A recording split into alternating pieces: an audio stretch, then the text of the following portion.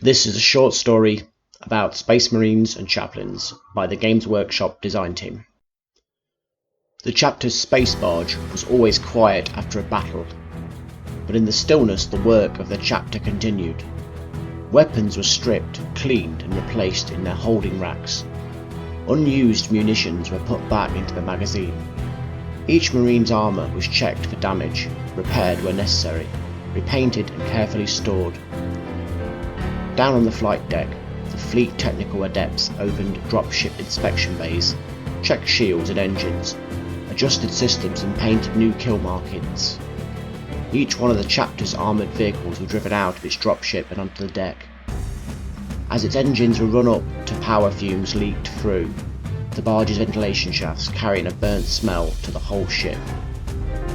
In the commander's chambers, he and his staff discussed the assault. It had been a success despite some early problems. The barge captain sat and listened as his fire support was criticised. 2 turrets had failed, and in the company's bays the Marines sat quietly along with their forts. Their tasks were done for the day. The wounded lay under the apothecary's care. The gene seed of the fallen was stored away for tomorrow's recruits. Only the chaplains were busy, passing down the companionways and corridors of the ship. The rites of victory and remembrance were in preparation. The chapel was made ready and the liturgy chosen. Each chaplain entered and carefully replaced the relic he had carried into battle. The ceremonial plate and the imperial eagle were brought from the magazine, where they put for safekeeping.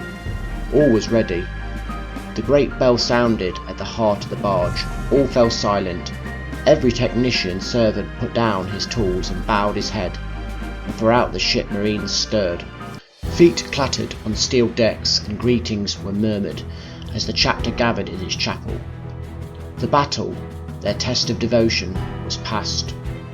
All that remained was the ritual of confirmation, repeated once more as it had been carried out so many times before. Do you think this is the end? Only in death does duty end.